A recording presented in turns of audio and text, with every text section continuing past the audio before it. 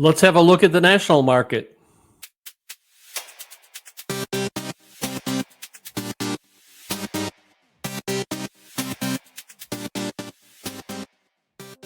Welcome to episode 8 of Inside the Deal Through Michael's Eyes.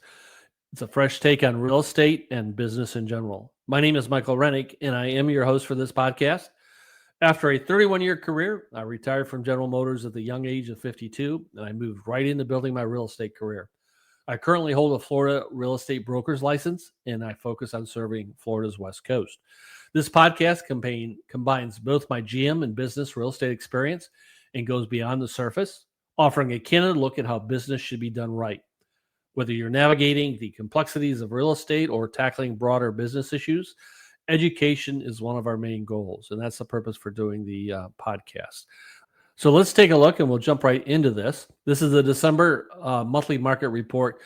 Just stepping aside for a second, can you believe we've made it to the end of 2024? This is mid-January when I'm recording the podcast.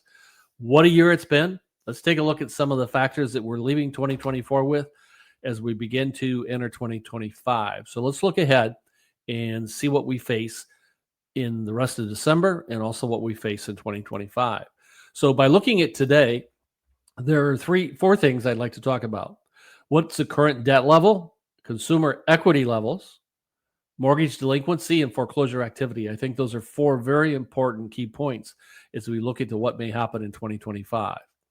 When we look at consumer debt, it's everywhere. The national debt is higher than it's ever been. Consumer debt is at record levels, and naturally people are beginning to wonder, how is this going to impact the housing market? Is there a crash? Is this the same thing that happened in 2008? Well, those are all fair questions. We touched on this last month, but it's worth revisiting. Right now, consumer debt in the U.S. sits at an eye-popping $18 trillion, not billion, but trillion. This includes everything from credit cards to auto loans, student loans, and yes, of course, mortgage debt. Here's a key point, though. Out of that $18 trillion in consumer debt, mortgage debt accounts for the biggest share, about $13 trillion. I get it. That's a very big number, and it might feel unsettling at first. But here's the difference. Well, there's $13 trillion in mortgage debt. There's also $35 trillion in home equity. That's a huge buffer that we haven't had before. It's this massive equity cushion that keeps the real estate market strong, and a key reason why we're not seeing a flood of foreclosures. I'll explain more in just a little bit. Looking at the next slide, it's like I said, true, consumer debt's at an all-time high. The housing market remains strong. The basic reason is homeowners today have a record level of equity. According to ICE Mortgage Monitor, the average homeowner has $319,000 in equity. Of that, they could access a little bit over $200,000 and still maintain a 20% equity position. That's the kind of strength that we haven't seen before when we look at the national scene. Let's talk about delinquency and foreclosures. Thanks to the strong equity position I just shared, foreclosure rates remain historically low. According to the New York Fed, just under 1% of all mortgages are 90-plus days delinquent as of Q3 2024. For context, during the housing crisis, that number was much, much higher. I recently spoke with a major mortgage servicer who told me that as long as defaults stay under 1%, it's considered a very healthy market, and according to them, we have nothing to worry about. Let's take a look at foreclosures. There's good news. Even if a homeowner falls behind on their mortgage, they have options. They can list their home, they can pay off their debt, and in most cases, walk away with cash in their pocket because of the equity positions. According to Adam data, foreclosure filings in October of 24 were up 4% from the previous month, but still down 11% year over year. So you might see headlines about foreclosures ticking up. The reality is that overall foreclosure activity as we leave 2024 remains relatively low. Let's take a look at 2025. What's going to happen? Let's talk about mortgage rates, prices, and sales. What are the experts saying at this point that we're going to see as we go forward?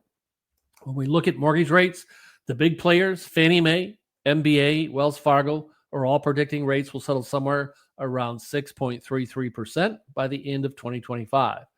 I think we might do a little bit better than that. In fact, some of the experts are suggesting we could actually dip into the high fives.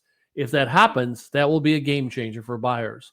Lower rates mean more buyers re-enter the market, and that's good for everyone, buyers and sellers. This is something to keep an eye on as we move forward through the first half of 2025. If the rate hits the fives, expect a wave of buyers to jump back in. In the local video I shared with my mortgage partner, and we talked about they've been predicting rates are going to come down. Well, sooner or later, they're going to have to. But when we take a look at this thing, there's a lot of data out there right now that says we're primed to see a reduction. Let's talk about price. Price appreciation is expected to be steady and healthy, about 3% on average across the country. Again, this is normal. It's sustainable growth. Keep in mind, though, there will always be a few outliers, markets that perform better or worse than the national average. That's why I also do the local podcast once a month for looking at this part of Florida. Some areas might see price dips, while others will remain hot. But overall, 3% price appreciation is exactly what we want in a healthy real estate market. It's a sign of stability. It's a sign that will also benefit buyers, sellers, and the overall industry as a whole. Home sales, what are they saying right now?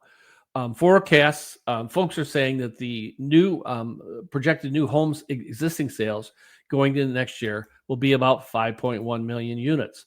Now, let me back up for a second. This is new homes and existing homes at 5.1 million.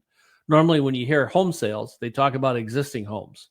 We've added new construction to this. The peak of the market was 2021 right here. And when we sort of come back down to the last couple of years, we'll come back up. I think we'll look at 2024 as being the valley of home sales when we look at the overall picture. As I mentioned before the election, there's still a lot of uncertainty in here, but the experts are kind of settling down that we're going to see sustainable price increases. We're going to see mortgage rates falling in the right area, and we're going to see an increase in home sales as we move into 2025. Just before I close, I want to share this. Things will change. We're going to stay on top of this. This is why I watch the data.